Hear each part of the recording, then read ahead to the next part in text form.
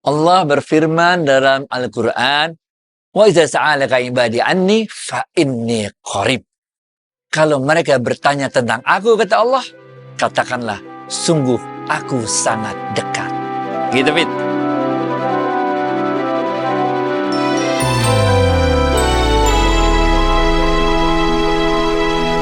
Assalamualaikum warahmatullahi wabarakatuh, sahabat Smart Skill School. Semoga kita semua selalu dalam lindungan Allah Subhanahu wa Ta'ala. Amin. Sahabat, mari kita sambut Ustadz kita, Ustadz Adi Warman Azwar Karim. Ustadz, Assalamualaikum, apa kabar? Waalaikumsalam warahmatullahi wabarakatuh. Sehat, berkah, bahagia selalu ya Allah. Amin. Amin, Alhamdulillah. Ustadz, ini ada sebuah pertanyaan kontroversial nih Ustadz. Ada orang yang mengatakan atau menanyakan lah, apakah betul ada surga di dunia atau surga dunia, Ustadz? Masya Allah. Ini pertanyaan berat nih. Untuk bisa jawab pertanyaan ini, kita mesti merujuk pada kitab Lataiful Isyarat.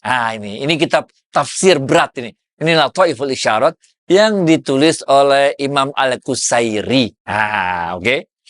Dalam kitab tersebut, Lataiful Isyarat, Imam Al-Qusairi menjelaskan bahwa surga itu ada dua jenis. Oke. Surga yang pertama adalah surga yang kita kenal, yaitu surga yang nanti akan kita menjadi tempat kembali kita di akhirat kelak. Ini, oke. Ini surga yang kita pahami sebagai orang awam, inilah dia. Yaitu surga tempat kembalinya orang-orang yang beriman di akhirat kelak, gitu. Ini semualah, boleh dibilang semua, pokoknya kalau ada iman, walaupun sekecil biji zarah, dia akan masuk surga. Walaupun mungkin nanti masuk ke neraka dulu, dicuci, biar bersih dosa-dosanya, kemudian masuk surga. Ini surga jenis pertama. Surga yang ada di akhirat. Siapa yang bisa menikmati? Semua orang beriman, walaupun imannya cuma lemah, sekecil biji zarah. Dia akan menikmati surga di akhirat ini. Oke. Yang menarik adalah dalam kitab Lataiful Isyarat tersebut, Imam Al-Qusairi mengatakan ada surga yang kedua, yaitu surga yang disegerakan oleh Allah di dunia. Ini, oke. Jadi kita belum sampai akhirat, belum mati, tapi di dunia aja kita udah merasakan surga. Oke. Nah, surga yang di dunia ini, Imam Qusairi membagi menjadi 3. Oke. Masih hidup. Kita masih hidup ini. Oke. Kita udah rasakan surga itu di dunia. Oke. Siapa yang bisa merasakan? Orang-orang terpilih, orang-orang tertentu yang hatinya bersih. Imam Qusairi membagi surga di dunia ini menjadi 3 jenis. Yang pertama disebutkan oleh Imam Qusairi, bahasa Indonesianya biar gampang, adalah surga ketika kita merasakan kedekatan dengan Allah.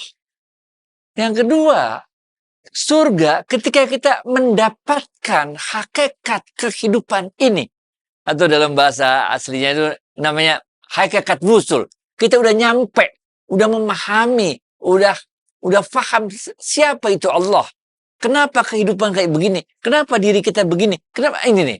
Kita udah sampai pada tingkat wusul. Sampai pada tingkat kita memahami, mengenal Allah itu. Mengenal Allah dengan segala ciptaannya dan sebagainya nih. Ini surga yang kedua. Ini nikmat sekali rasanya. Bahkan lebih nikmat daripada surga yang pertama tadi, yaitu surga kedekatan kepada Allah. Kalau ini kita udah bukan aja dekat sama Allah, tapi kita udah paham, udah sampai kita wusul ilallah tuh kalau bahasa tasawufnya tuh. Dan yang ketiga adalah surga kenikmatan ketika Allah membukakan rahasia-rahasia. Ini lebih dahsyat lagi. Sampai-sampai Sayyidina Ali bin Abi Thalib waktu radhiyallahu anhu mengatakan, apabila aku ceritakan pada kalian seluruh rahasia-rahasia yang aku ketahui, maka niscaya akan halallah darahku untuk dibunuh. Itu. Jadi ini surga di dunia ketika Allah membukakan rahasia-rahasianya. Ini kalau dalam kitabnya nih panjang lah, ada rinciannya lagi sampai ada 3 penjelasannya. Tapi kalau di YouTube kita nggak usah sedalam itu lah. Jadi boleh kita katakan bahwa ini adalah surga di dunia yang paling tinggi ketika Allah membukakan rahasia-rahasianya. Yang level 2 yang lebih rendah dikit, namanya surga ketika Allah memberikan kenikmatan kita sampai wusul ilallah, sampai mengenal Allah, memahami semua apa yang terjadi dalam kehidupan ini. Dan yang paling rendah, surga di dunia itu adalah surga ketika kita merasakan kenikmatan, merasa dekat dengan Allah. Gitu, Fit. Kalau surga dunia, Ustadz? Ya, dalam pengertian yang mana? Kalau pengertian surga di dunia, kita dugem, kita minum minuman keras, melarikan diri dari kenyataan, minum obat, apa segala macam, itu namanya neraka dunia. Ntar episode lain kali kita bahas ya, neraka akhirat sama neraka dunia. Sekarang kita bahas dulu tentang surga aja dah. Surga akhirat, sebagaimana yang udah kita pahami bersama, yaitu kenikmatan yang diberikan oleh Allah, apa juga ada di surga, semuanya asik banget di surga, dinikmati oleh semua orang yang punya iman, walaupun imannya sekecil zarah. Walaupun nanti masuk neraka dulu baru masuk surga ya. Dan surga kedua, ini menurut Imam Al-Qusairi dalam kitab Lataiful Isyarah ini, adalah surga yang kita rasakan di dunia. Ada 3 tadi. Baik itu, Fit. Baik, Ustadz. Apakah ada sahabat Rasulullah yang dapat menikmati surga di dunia, Ustadz? Ada. Salah satunya tadi kita sudah sebut, Sayyidina Ali bin Abi Thalib. Jadi sahabat-sahabatnya Rasulullah SAW ini luar biasa sekali. Di antara, namanya sahabat. Definisi sahabat adalah orang yang hidup sesama dengan Rasulullah SAW, bertemu dengan Rasulullah SAW, dan beriman kepada Rasulullah SAW. Itu definisi sahabat. Sehingga sahabat itu jumlahnya banyak. Macam-macam. Ada yang begini, ada yang begitu, ada yang miskin, ada yang kaya, ada yang pintar, ada yang nggak pintar, ada yang paham, ada yang nggak paham, segala macam.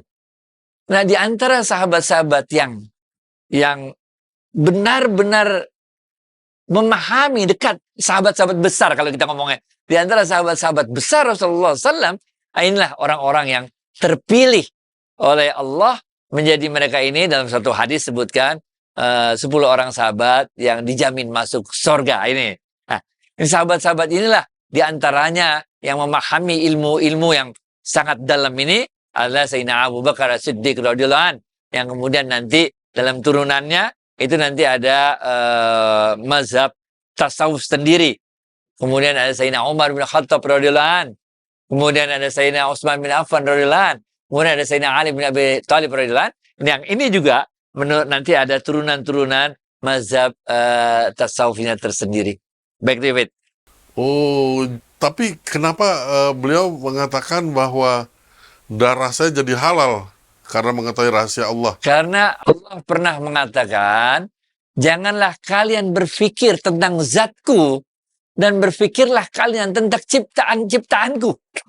Sungguh kalian tidak akan mampu untuk memahami zatku. Nah, tapi untuk level-level tertentu, nah ini level-level tertentu, Allah bukakan rahasia-rahasianya.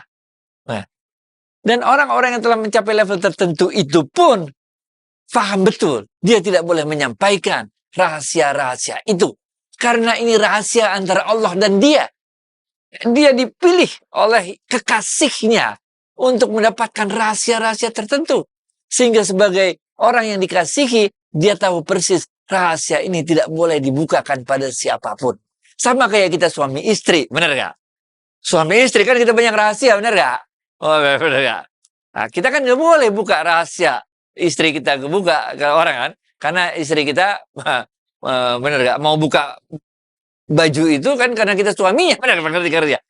Jadi orang-orang yang ngaku-ngaku, ini kita garis bawahi ya, orang-orang yang ngaku-ngaku mengetahui rasanya Allah dan membuka-bukakan rahasia Allah itu kepada sembarang orang, dapat dipastikan dia tidak memahami rahasia Allah. Nah, ini banyak juga orang yang ngaku-ngaku gitu, bos.